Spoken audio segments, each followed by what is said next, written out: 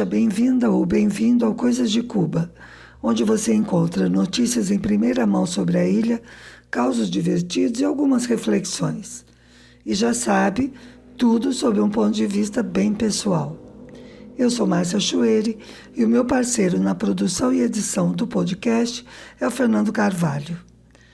Bom, já começo avisando que não vou falar de fila nem de frango. O que eu falei na semana passada foi mais que suficiente. Ou não, como diria o Caetano. Na verdade, eu ainda não consegui descobrir bem por onde começar este podcast. Essa semana teve coisas bonitas e bem cubanas, mas ao mesmo tempo tem tanta coisa feia acontecendo no mundo e aqui também, e aí, né, sei lá. Claro que a gente não vai conseguir resolver nada só falando. Mas não falar e ficar feito uma alienada só comentando gracinhas, eu não consigo. E acho que nem quero. Mas vamos lá, começar por coisas bonitas e afetivas. Esta semana teve a formatura do grupo de FIA que a Babi frequentou. FIA é a sigla de Formação Integral de Adolescentes. O curso é dado no Centro de Estudos Fray Bartolomé de las Casas. O programa do curso era bem bacana, com aulas de psicologia, filosofia, sociologia, usos da internet, tudo para a idade deles, claro. Além disso, era um espaço de socialização com outros jovens de bairros e escolas diferentes. Eu queria muito que ela tivesse experiências variadas, que não ficasse presa só ao grupo da escola. Na verdade, só porque o centro tem o nome do Frei de las Casas, eu já me convenceria a deixar ela aí. Você sabe quem foi ele? Eu já sabia, porque o Eduardo Galeano menciona o Fray Bartolomé várias vezes na trilogia Memórias do Fogo. Mas veja só, essa semana eu aprendi um pouco mais sobre ele, porque eu tive de estudar a história de Cuba com a Babi. Para uma prova importantíssima. Eu já contei, né, que a escola daqui exige bastante a participação da família, até demais para o meu gosto. A piadinha de perguntar a um pai ou mãe se também passou de ano junto com o filho, até já perdeu a graça de tão repetida. Quando eu reclamo, eles me olham meio com pena e dizem, é assim mesmo. Isso é típico daqui. As coisas que são como são, ponto. Essa falta de crítica e de disposição para mudar, atualmente também está funcionando como uma resistência silenciosa às mudanças propostas pelo governo. Mas depois eu vou falar mais disso. O Fray Bartolomé de las Casas era um frade dominicano. Se você não se situa, te dou uma dica, o Frei Beto também é dominicano. Eu gosto tanto da história dele, do Fray Bartolomé, que até procurei um texto do Galeano para te mostrar. Olha que bonito. Ah, se você não conhece a obra do Eduardo Galeano, devia procurar, principalmente se gosta de história. Ele era um historiador autodidata e fez pesquisas incríveis sobre a história do nosso continente. É um dos autores mais importantes sobre a história da América e nunca frequentou a universidade como aluno, veja só.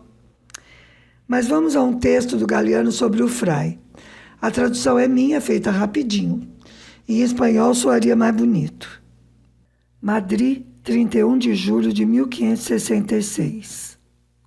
Atenção, 1566. Esse é um comentário meu, não do Galeano.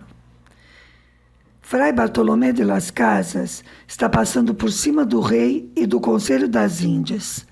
Sua desobediência será castigada? Aos 92 anos, pouco lhe importa. Faz meio século que luta.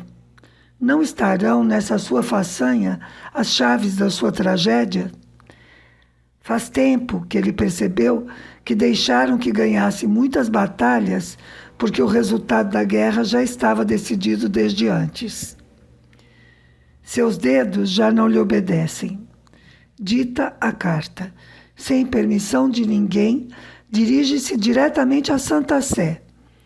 Pede ao Papa Pio V que mande parar as guerras contra os índios e que ponha fim ao saqueio que usa a cruz como álibi.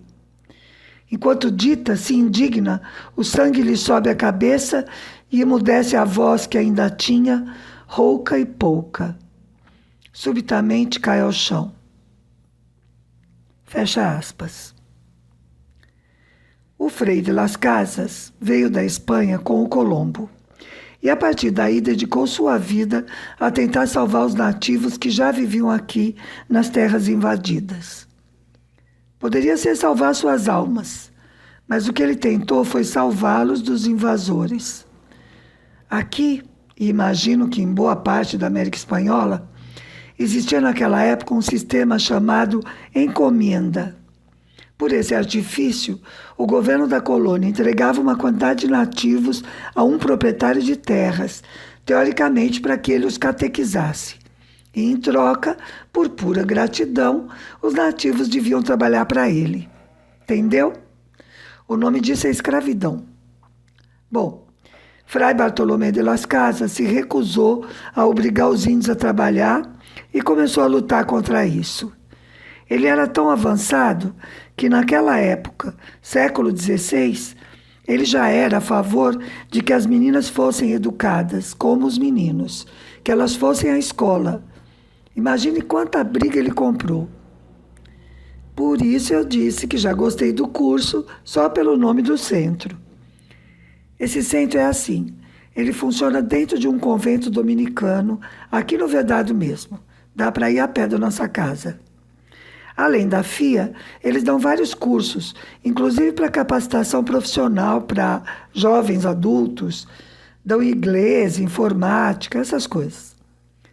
E são, muito importante, extremamente cuidadosos e éticos. Não fazem proselitismo religioso nem político. De vez em quando, algum professor solta um comentário sobre a fila do frango, olha ela aí de novo, ou sobre a falta de transporte, mas só até aí. E até aí todo mundo fala, inclusive o partido e o governo. Então tá tudo certo, né? A coordenadora do curso é uma amiga muito querida. Ela foi a primeira pessoa que eu visitei ao chegar em agosto de 2019. E ali mesmo ela praticamente matriculou a Babi. Agora, 3 anos depois, com a pandemia pelo meio, eles se formaram. A cerimônia foi simples e bonita. Foi dentro da igreja, que é o espaço maior que eles têm. Uma igreja linda, aliás. Com algumas falas, né, sobre valores e a importância da formação integral da pessoa. É justamente o que se espera dos dominicanos, já que eles se autodenominam predicadores. Aliás, um detalhe importante. O prior dos dominicanos em Cuba é um brasileiro, mineirinho igual Frei Beto. Agora, olha esse detalhe que bonitinho. Cada adolescente recebeu um diploma caprichado, lógico, com seu nome bem grande. O das meninas está precedido de senhorita e o dos meninos de senhorito. Não é muito fofo? Eu fiz uma foto até de alguns deles mostrando os diplomas para guardar para a posteridade. Um dos senhoritos, aliás, está interessado na Babi. Daí eu fiquei só de olho e percebi que ele ficou o tempo todo de mão dada com a mãe. Amoroso? Não sei não. Tá me cheirando a uma típica relação de mãe cubana com filhos homens. Coisas da Península Ibérica, eu desconfio, porque a minha mãe era assim também. Só que os meus irmãos não topavam, tá? Em geral, as mães cubanas mandam na vida da família, inclusive de filhos já adultos. Essa é a minha percepção. Eu tive 2 namorados cubanos de mais de 30 anos, que já tinham sido casados e que ainda consultavam as mães para tomarem decisões pessoais. Aí dá até para contar uma velha piada, né? As 2 mães cubanas se encontram. A primeira diz: meu filho arrumou um emprego maravilhoso e adivinha para quem ele deu um presente no dia do primeiro pagamento? Quem você acha? E o seu menino, como vai? E a outra: o meu? Ah, ele está ótimo. Agora ele está indo a uma terapeuta uma vez por semana E adivinha para falar de quem? De quem? Bom, mas o Christian, esse candidato da Babi, é muito simpático e também estuda. Ele tem a idade dela, mas ele já está no pré-universitário, porque, como eu já disse, muitas vezes ela perdeu um ano por causa da mudança de país, etc.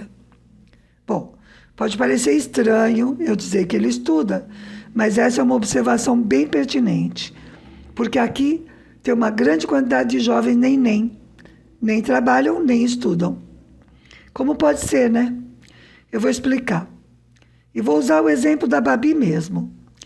Ela está cursando o 9º ano da secundária básica, ou seja, o último. Em novembro, vai ter de mudar de escola. Novembro? Isso é ajuste por causa da pandemia. Normalmente, o ano letivo começa em setembro. Bom, se ela conseguir uma boa média, considerando todas as notas de 7º ano, 8º ano e primeiro semestre do 9º, então ela pode se matricular em um pré-universitário e em 3 anos ir para a faculdade. Estudando, né, claro, tirando boas notas. Segundo eles dizem, a universidade tem vaga para todos os que se formam no pré-universitário. Nem sempre no curso que o aluno quer, lógico. Para a maioria vai depender da nota da prova de ingresso.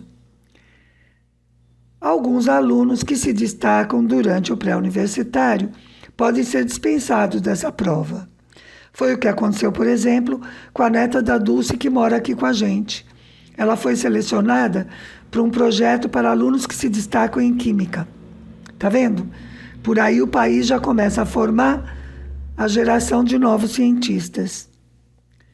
Outro exemplo, a filha dessa minha amiga que eu mencionei também entrou na faculdade sem fazer vestibular. Ela é esportista, foi para a Escola Superior de Educação Física e Esporte. E os outros alunos que saem da escola secundária, os que não vão para o pré, o que acontece com eles? Esses podem ir para cursos técnicos profissionalizantes.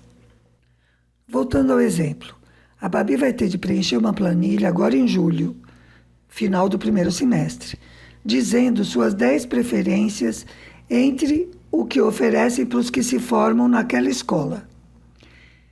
Essa escola pode mandar alunos para 2 pré-universitários de CAI, como se diz aqui, CAI, rua, e para alguns internatos. Os de CAI são os comuns, que o aluno vai e volta todos os dias. Ela já sabe que quer um desses, mas pode marcar também na tal planilha 8 possibilidades de cursos técnicos profissionalizantes. A questão, sob o meu ponto de vista, é que os cursos técnicos duram pelo menos 4 anos, o último é de prática profissional. E depois de formado, o jovem tem de fazer 2 anos de serviço social, ou seja, trabalhando. Ganhando, tá? Salário, claro, mas ele já virou profissional. Daí que demora pelo menos 6 anos para poder se candidatar a uma vaga na universidade. É o dobro do tempo em relação ao pré. É evidente que muitos alunos querem mesmo fazer um curso técnico e começar logo a trabalhar, seja porque a família necessita, seja porque ele quer independência, não importa. Mas o que acaba acontecendo é que muitos jovens param no final da secundária. Ou começam um técnico e não terminam, ou até terminam, mas não querem trabalhar na área em que se formaram. A lógica do sistema é compreensível. Não teria sentido investir em escolas pré-universitárias se depois não tem vaga na universidade para os jovens que se formam. Além disso, a sociedade, a economia do país precisa de muito mais técnicos que de universitários, né? É o contrário da lógica capitalista, de exigir que todo mundo vá para a universidade, mas pagando, né? Porque não tem vaga para todo mundo na pública. E depois a maioria vai trabalhar em funções de nível técnico.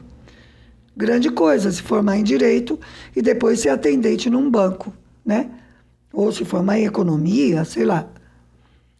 Mas para a vida de muitos adolescentes cubanos, esse final da secundária é bem tenso. Vou usar até uma palavra mais forte. Eu acho que chega a ser dramático. São adolescentes de 15 anos, super ansiosos com o futuro e muitos já desistindo de um sonho profissional porque sabem que não pegam vaga no pré-universitário. Da outra vez que eu vivi aqui, também havia uma grande quantidade de jovens neném. Foi quando o governo, naquela época era o Fidel, lançou os cursos de formação emergencial. Naquele momento, o sistema de educação, por exemplo, estava ficando com poucos professores, principalmente no ensino primário. Então, abriram cursos de formação emergente de professores primários e de trabalhadores sociais. Esses são os que eu lembro. Após terminar o curso, os professores trabalhavam um período como auxiliares de ensino junto com outro professor na sala de aula. Faziam um treinamento, né, em serviço já. No caso dos trabalhadores sociais, eles agora têm um curso técnico profissionalizante, já não é de formação emergencial. Esses trabalhadores são os que atuam em centros de apoio nas comunidades, por exemplo, e fazem visitas de atenção aos idosos que vivem sozinhos, que são muitos, ou a pessoas enfermas. Durante a pandemia, eles foram super importantes, porque faziam a pesquisa sanitária, junto com muito mais gente, claro. Não dava para eles sozinhos fazerem tudo. Mas a pesquisa sanitária feita em casa pelo trabalhador social também garantia as condições de isolamento social das famílias. O trabalho deles não se confunde com a função do médico e da enfermeira de família. Os trabalhadores sociais garantem, por exemplo, que essas pessoas recebam os produtos da canastra básica. É para evitar que façam fila. E olha a fila do frango outra vez. Tá vendo? Bom, outro dia apareceu um neném de 20 anos interessado na Babi. Eles se conheceram numa festa de um menino que estuda com ela. Ele é irmão de um colega de escola do menino. Eu não opinei, mas eu não gostei.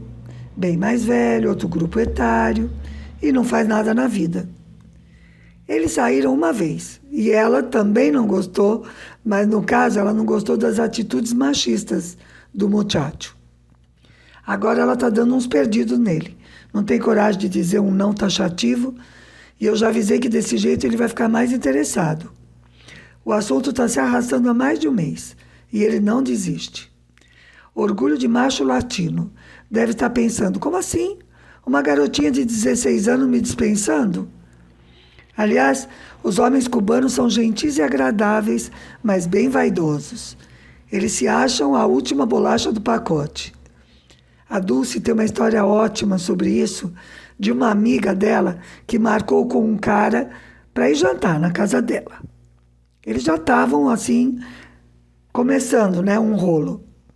Ele chegou, ela tinha preparado um jantarzinho, comeram, beberam. Na hora que foram para o quarto, ele tirou a roupa, deitou na cama e disse: "Goça-me, mami." Tipo, vem que o gostosão tá te esperando. Ela ficou muito puta e mandou o cara se vestir e ir embora. Bom, e eu digo que eles são gentis, na verdade, no sentido machista da palavra. Eu acho mesmo que o chamado cavalheirismo é só machismo com açúcar. Mas as mulheres daqui, como a maioria daí, gostam, né? E essa conversa me estimulou a dar exemplos. Então eu vou fazer uma confidência. Um dia desses, encontrei um cara que eu conheci naqueles velhos tempos do ano 2000. Sabe aquela pessoa que você sente que devia ter rolado alguma coisa, mas não aconteceu? No nosso caso, porque eu era casada e com contrato de exclusividade. Eu sou uma pessoa, em geral, bastante cumpridora de acordos. Se é com exclusividade e vale para os dois, eu cumpro. E com meu marido cubano era assim, porque ele também cumpria. Enfim, reencontrei a figura agora e acendeu a velha chama. Pensei, beleza, vamos botar essa conta em dia. Viva a nova normalidade, vamos quebrar o jejum pandêmico. Só que não. A verdade é que os cubanos se acham avançados nessas coisas de relacionamentos, mas eles são bem conservadores. Eu desconfio que o Tinder aqui não faria muito sucesso. Claro que eu não estou falando de sair com turista. Isso é outro assunto. Eu não sou turista e ele não é rineteiro.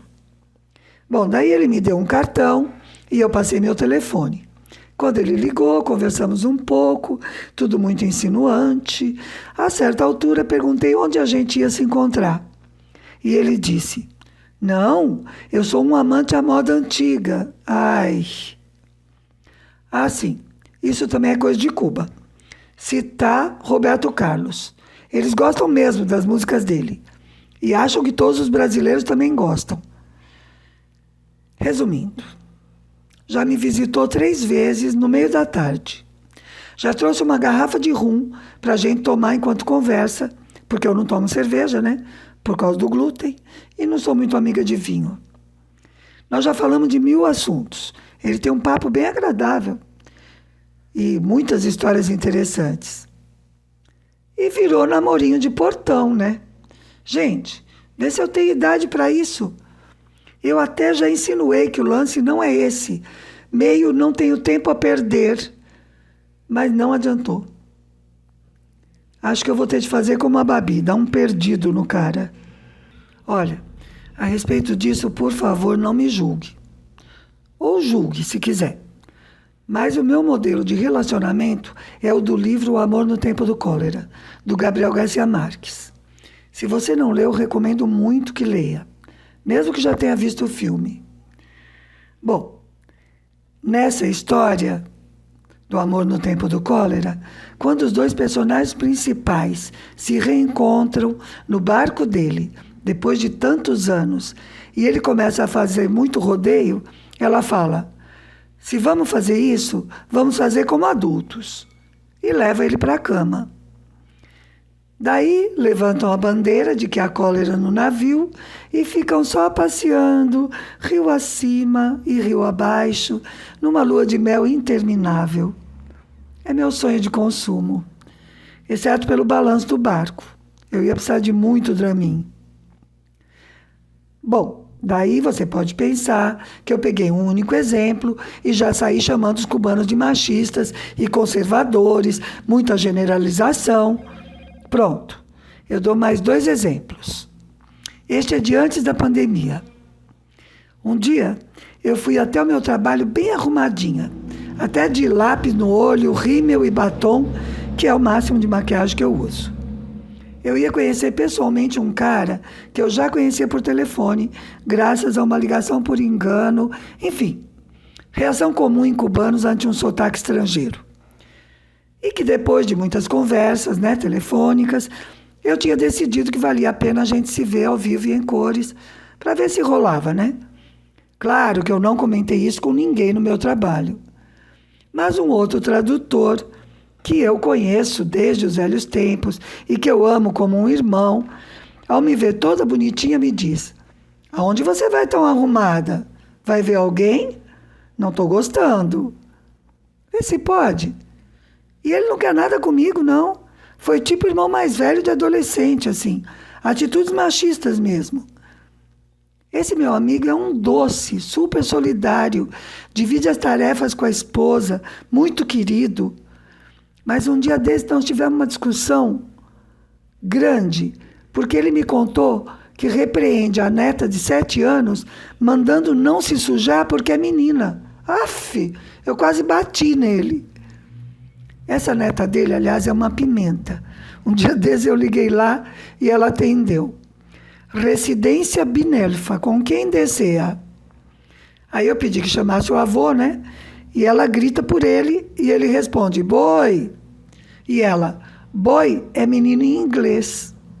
Maravilhosa. Bom, o outro exemplo, eu falei que eu ia dar 2, foi com o namorado da Babi. Sim, porque ela teve um namorado durante a pandemia. Quem nasceu com o bumbum para a lua? Pois é. Foi a única daqui de casa que beijou na boca nesses 3 anos. Pois bem, ele, o namoradinho, me chamou para conversar, para dizer que queria minha permissão para namorar com ela. E fez isso sem ela estar presente. O carinha, na época, tinha 16 anos e ela 14. Eu posso com isso? Eu tive de dizer a ele que nunca mais falaríamos da Babi na ausência dela, que só falaríamos com a Babi. E que quem tinha de conversar comigo sobre as regras do namoro era ela, ou os dois juntos. Enfim, machões e machinhos cubanos. Bom, chega desse assunto por enquanto. Só quero extrair uma pequena conclusão. O velho Marx tinha toda a razão. A sociedade tem de mudar pela infraestrutura, tem de mudar o sistema econômico. Essa é a coluna vertebral, isso é o que muda a vida das pessoas. E esse, na minha opinião, é o grande equívoco dos identitários de boa-fé. Mas cuidado, muitos estão de má fé. No caso destes, não é equívoco, é enganação mesmo. Bom, mas esta semana teve outra coisa muito, muito legal. Nosso primeiro passeio noturno oficial desde o começo da pandemia. Nós fomos ao Festival Internacional de Dança Espanhola e Flamenco, que está acontecendo aqui em Havana. As apresentações estão sendo na Sala Avellaneda do Teatro Nacional. Se você quiser ver fotos, tem no nosso Instagram. Foi sensacional. 3 horas das melhores companhias de dança desses estilos. Eu gosto muito de flamenco, tanto da música quanto da dança, e a Babi também. E foi muito emocionante poder sair de casa, andar na rua sem máscara. No teatro a gente ficou de máscara o tempo todo, tá? E ver um espetáculo tão lindo. Uma coisa boa de estar em Havana. Fomos a pé, caminhando tranquilamente e de volta. Imagine sair de um teatro quase meia-noite, sem medo de ser assaltada antes de chegar ao carro. O Teatro Nacional fica na avenida que se chama Passeio, que é onde ficam também o Palácio de la Revolución e a Biblioteca Nacional, e é onde foi o desfile do 1º de maio. Se você conhece Brasília, te dou uma referência. Passeio lembra um pouco aqueles grandes eixos. É uma avenida bem larga e não tem residências.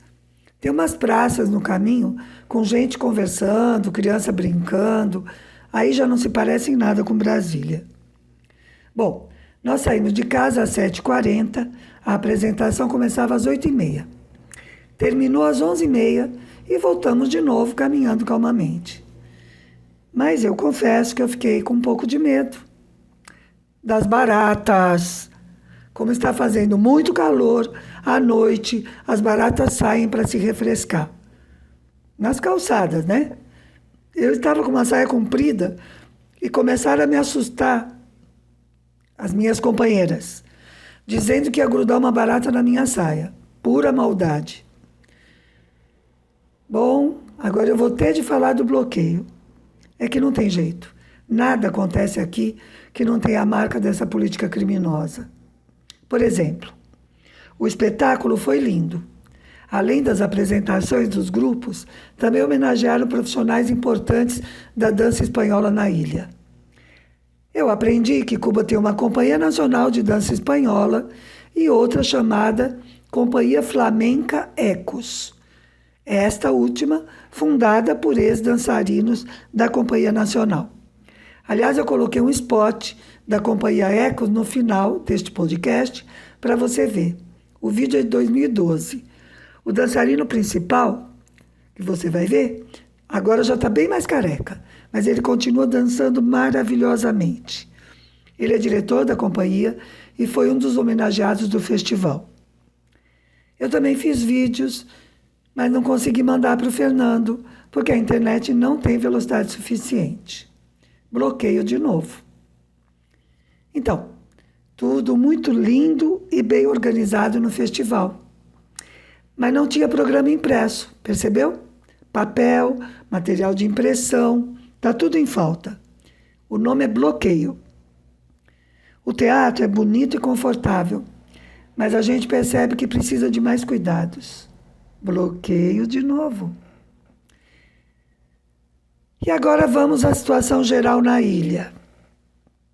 Pois é, a situação econômica aqui está bem complicada. Entre bloqueio, crise mundial e pandemia, estamos passando momentos muito difíceis. Por exemplo, está faltando combustível, o que afeta todo o transporte movido a derivados de petróleo. Aliás, por isso, estão investindo aqui em veículos movidos a eletricidade. Mas também há apagões por causa de problemas nas usinas que geram energia elétrica. Essas usinas são antigas e o bloqueio impede renovar os equipamentos e construir novas usinas. Às vezes, alguém aí me pergunta, mas por que Cuba não investe em energia limpa? De novo, porque o bloqueio não deixa. Teria de importar equipamentos, não pode. Precisa de dinheiro para comprar, não tem financiamento. Tudo bloqueio. Mas é Cuba, né? Tem problema? Ou se tem. Mas tem gente cuidando e dando satisfação de tudo para o povo. Tem um funcionário do Ministério de Energia que aparece todos os dias no noticiário para contar como andam os trabalhos de recuperação das usinas. Quais estão funcionando e quais não. Por quê? Onde vai ter apagão? Dá até dó. Teve dia que tinha cara de exausto.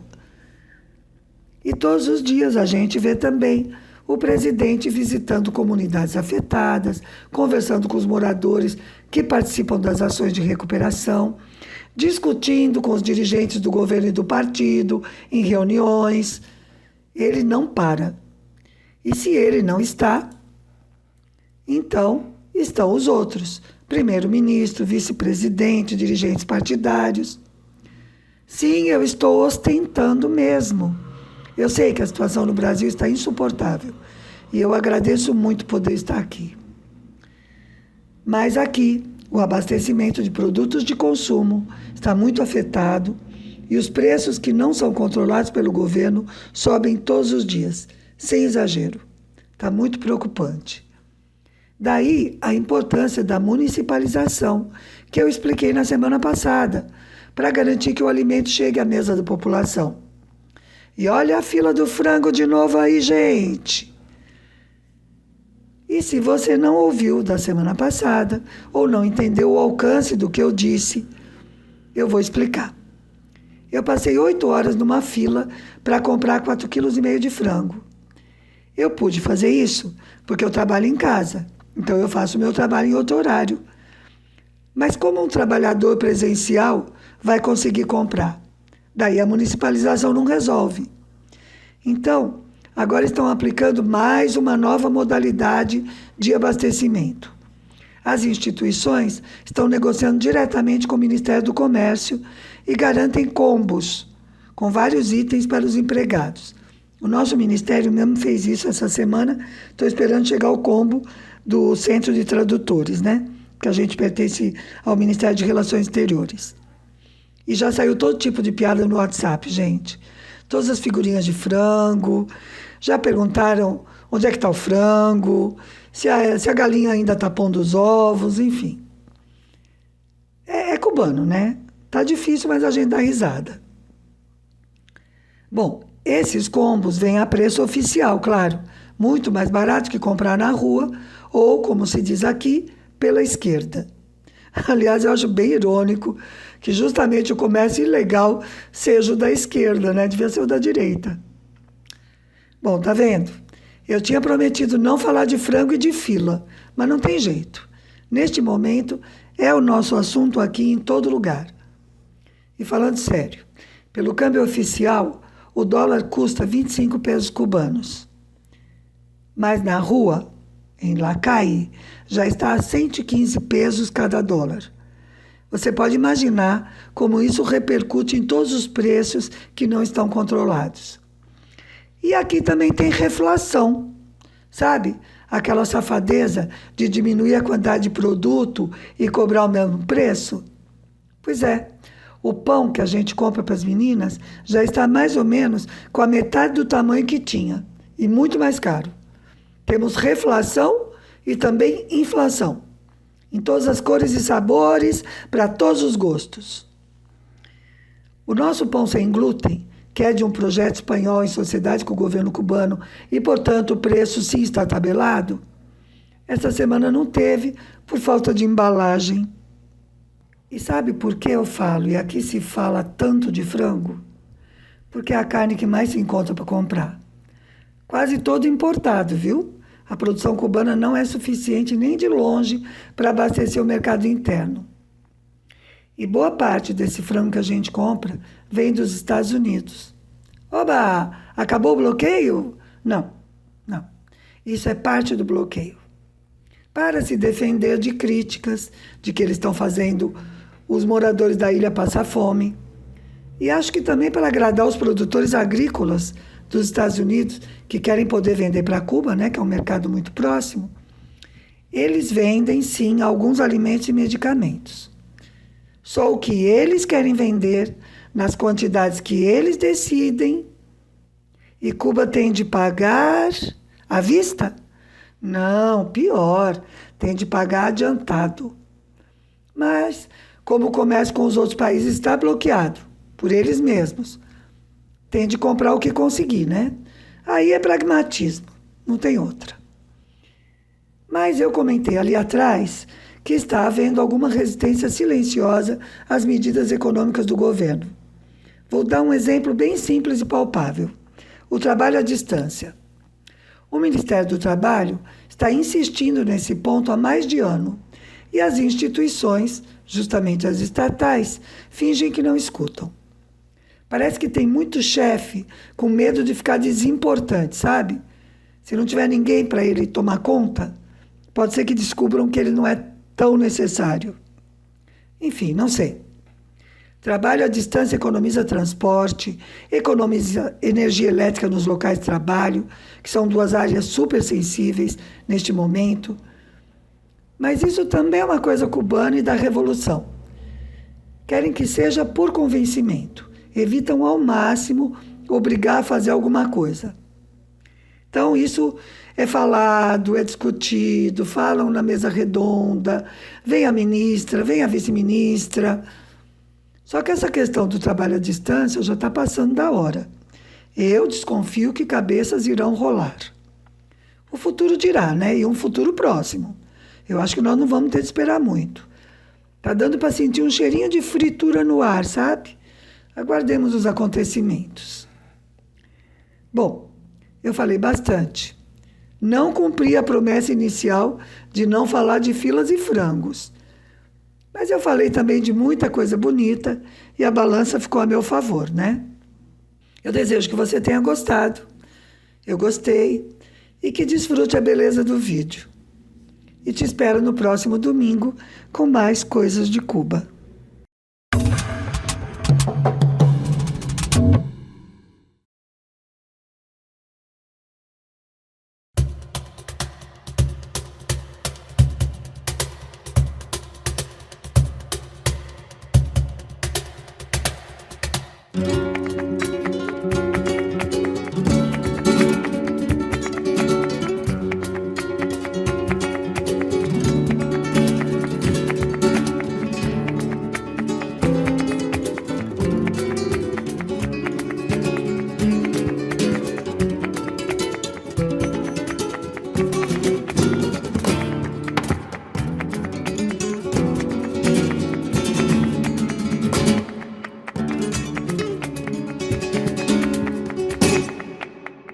Como soy un cubanito,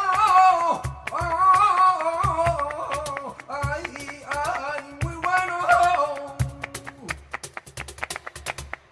Un cubanito bueno, porque te canto un soncito, un bolerito, primo, una guaracha, y luego te canto flamenco. Por seguir, porque me siento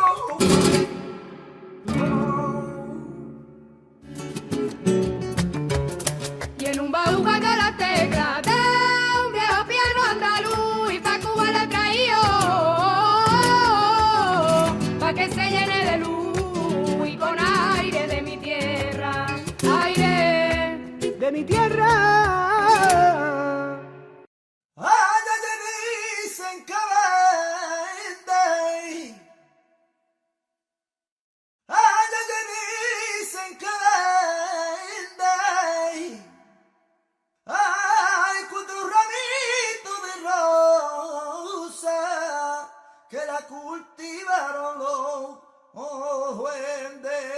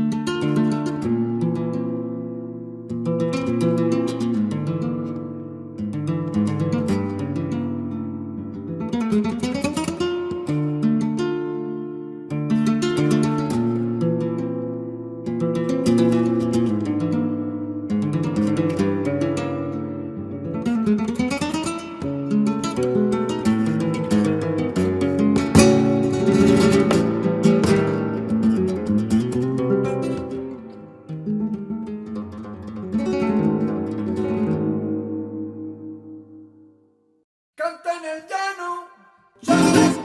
Cómo no, mamá, yo soy de la loma, mamá, yo canta en el llano, mamá, yo soy de la loma, mamá, yo Son de la loma, cantan el llano. Son de la loma, cantan el llano. Son de la loma, cantan el llano. Son de la loma, cantan el llano.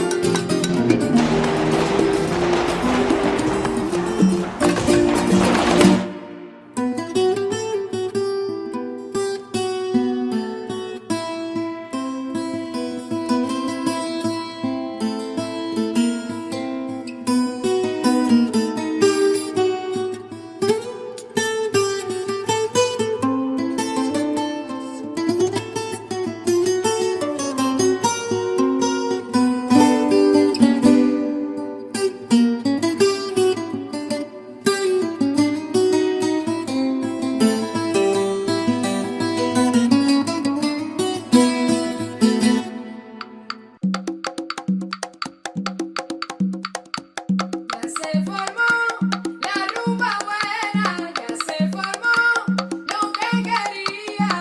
La rumba buena que tiene flamenco y también cubanía, cubanía, cubanía.